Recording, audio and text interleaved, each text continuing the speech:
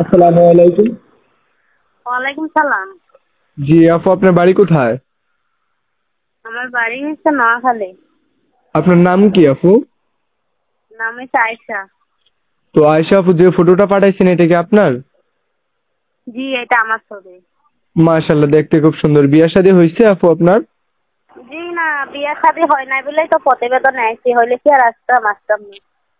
ও না, অনেক আপুরা আসে তো যে ডিভোর্সের জায়গা এবং বাচ্চা কাচ্চা থাকে, এরকম আপুরা আসে, এর জন্য জিজ্ঞাসা করা, মাইন্ড করেন না। তো হ্যাঁ, আমার আপনার বিয়ে পরিবারে শাদী কে কে এখনো আছে? হয়নি। পরিবারে মা আছে আর ছোট একটা ভাই আছে। বুঝতে পারছি। তো কাজ টাজ করেন নাকি না? হ্যাঁ, আমি মিটিং এ কাজ করি। মেশিনের কাজ করেন। যদি কোনো দর্শক দেশ বিদেশ থেকে আপনার সাথে সম্পর্ক করতে চায় অথবা বিয়ে করতে চায়, আপনার কোনো আপত্তি আছে?